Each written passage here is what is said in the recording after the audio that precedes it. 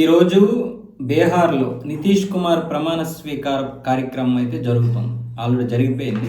అక్కడికి ఎన్డీఏ నుంచి ఎన్నికైనటువంటి సీఎంలు కావచ్చు, మంత్రులు కావచ్చు, చాలా మందికి అయితే ఆహ్వానం జరిగింది. మన ఆంధ్రప్రదేశ్ నుంచి కూడా చంద్రబాబు నాయుడు, నారా లోకేష్ వెళ్ళడం జరిగింది. అయితే ఇక్కడ చాలా మంది ఏమంటున్నారంటే పవన్ కళ్యాణ్ని ఎందుకు పిలవలేదు బీజేపీ వాళ్ళు, అప్పుడే పక్కన పడేసిందా, వాడుకొని వదిలేసిందా, అసలు పవన్ కళ్యాణ్ వల్లే కదా ఇక్కడ కూటమి ఏర్పడింది, అధికారంలోకి కూడా రాగలిగింది, పవన్ కళ్యాణే లేకపోతే ఇక్కడ ఇంత విజయం సాధించలేరు, పైగా బీజేపీకి ఇప్పుడు టీడీపీ కావచ్చు, జనసేన కావచ్చు కీలకం.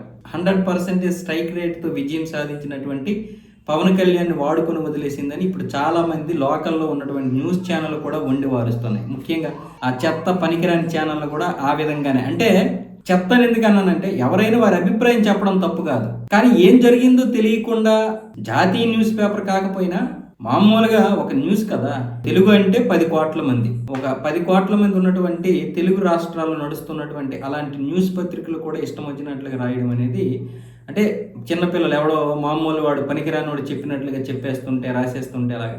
వాస్తవం ఏంటంటే ఆయన బిజీ స్కెడ్యూల్ వల్ల వెళ్ళలేకపోయారు. ఆయనకి ఆహ్వానం అందింది, చంద్రబాబు నాయుడుకి పవన్ కళ్యాణ్కి ఇద్దరికీ ఆహ్వానం అందింది, అలాగే బీజేపీ నేతలకు కూడా అందింది.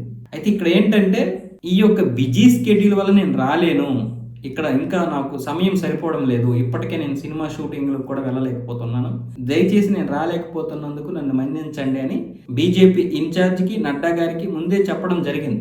ఆయన ఇన్ఫార్మ్ చేసేశారు. ఇలాంటి న్యూస్లు రాస్తారని ఆయనకి తెలుసు. కాకపోతే ఇప్పుడు ఉన్నటువంటి పరిస్థితుల్లో ఈ 5 సంవత్సరాల కాలంలో ఏదో ఒకటి చేసి చూపించాలి, తను కానీ కూటమి కానీ ఏదో ఒకటి చెయ్యాలి కదా. 5 సంవత్సరాల తర్వాత ప్రజలు ఓకేరా వీళ్ళు బాగా పనిచేస్తున్నారు అనిపించుకోవాలి కదా. అందుకని ఆయన అయితే వెళ్ళడం లేదు. ఎవరెలా రాసుకున్నా పర్వాలేదు.